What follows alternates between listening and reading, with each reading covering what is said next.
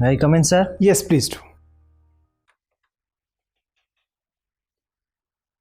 Please नमस्ते take your sir. seat. आप प्रताप सिंह हैं? जी सर। ठीक है प्रताप, तो चलिए शुरू करते हैं। सबसे पहले अपना परिचय दीजिए। जी सर, मैं प्रताप सिंह मूलतः जोधपुर ज़िले का निवासी हूँ। मेरी जो स्कूली शिक्षा है वो मेरे गांव, उसके बाद पोखरण और फलोदी से पूरी की है। फिर सर मैंने जो ग्रेजुएशन है वो JNVU जोधपुर से और पोस्ट ग्रेजुएशन VMOU कोटा से ओपन में की है और BSTC जयपुर से करने के बाद मैं अभी 3rd ग्रेड टीचर के पोस्ट पर कार्यरत हूँ सर। और मेरी हॉबी स्विमिंग है और मैं अभी RS की तैयारी करके RS बनना चाहता हूँ सर। प्रताप, अगर मैं आपके इस डेफ को ध्यान से देखता हूँ तो मुझे दिखाई देता है कि आपने पहले स्कूलिंग की, फिर आपने शादी की, फिर आपने BA किया। अब ये सामान्यतः शिक्षित लोगों का करियर पैटर्न नहीं होता है। शिक्षित लोगों का करियर पैटर्न होता है कि वो स्कूलिंग करते हैं, ग्रेजुएशन करते हैं, नौकरी ढूंढते हैं, ठीक ठाक जब सेटल हो जाते हैं तब वो विवाह करते हैं। और सही तरीका भी है ये जिम्मेदारी से के साथ जीने का। आपने ये विवाह इतना जल्दी करने का निर्णय क्यों लिया? सर वैसे तो मेरा विवाह 2009 में हो गया था, बाल विवाह। अब इस बात पे मुस्कुरा कैसे सकते हैं? यदि आपका ये बाल विवाह था तो ये तो अपराध था, तो उस पर तो आपको शर्मिंदगी होनी चाहिए, लेकिन आप इसे गर्व की तरह बता रहे हैं। नहीं सर, गर्व नहीं, एक्चुअली सर वो उस समय मुझे समझ थी नहीं, तो वो मेरे जाहिर है कि बाल विवाह में बच्चों को थोड़ी ना समझ होगी, ये समझ तो जिम्मेदारी माता पिता की है। इसलिए सर जो विवाह का जो मैटर है उसमें मेरी कोई डिसीजन था नहीं, तो ये इसलिए कोई मैं कुछ कर नहीं पाया सर।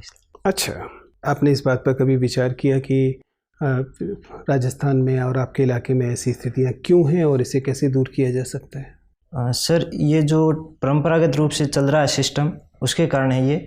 और सर इसमें मूल जो कारण है वो है कि लोगों की अजागरूकता, विवाह के प्रति अजागरूकता, जो ट्रेडिशनल रूप से चला आ रहा है उसी को फॉलो करना।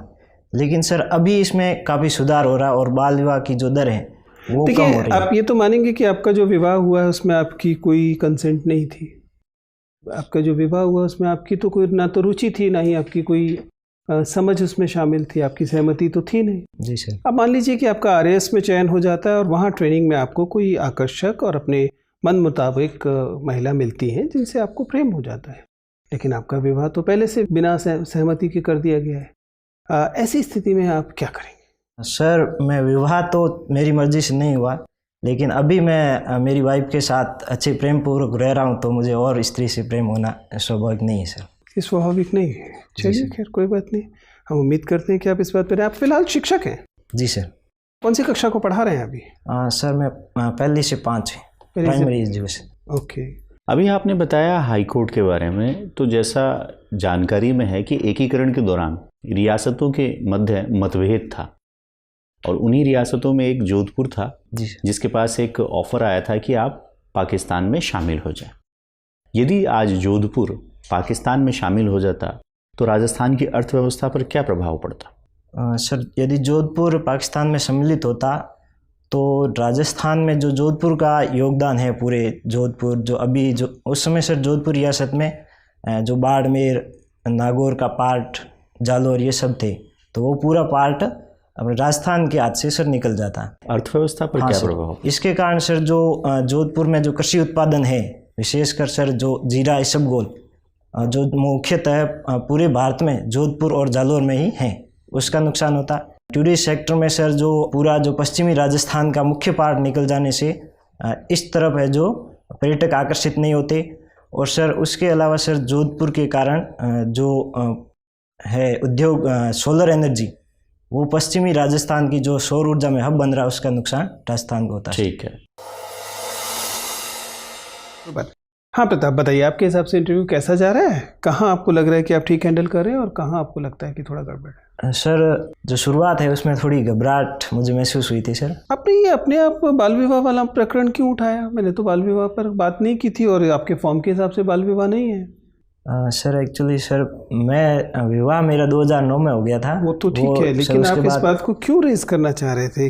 लीगैलिटी क्यों रेज करना चाह रहे थे? अगर आपने पहले घोषणा की है कि आपका विवाह 2014 में हुआ है, जी सर, तो फिर आप अपने आप क्यों इस बात को हैंडल लेकर आ रहे हैं? सर मैं एक्चुअली उस मूल चीज़ को याद आ गई थी, इसलिए सर ऑटोमेटिक रूप से क्या हो गया था सर। इससे आपकी इंटीग्रिटी पर सवाल उठेगा। मेरे विवाह के सवाल पर तो मैं बात ही नहीं कर रहा हूँ। अगर आपने एक बार फॉर्म में लिखा कि आपकी विवाह 2014 में हुआ था, जी सर। फिर आप अकारण बोर्ड को बता रहे हैं कि आपका विवाह तो 2009 में हुआ है, तो अब आप सही हो सकते हैं, लेकिन आपने जब एक बार घोषणा की है तो फिर उस पर स्टिक कीजिए।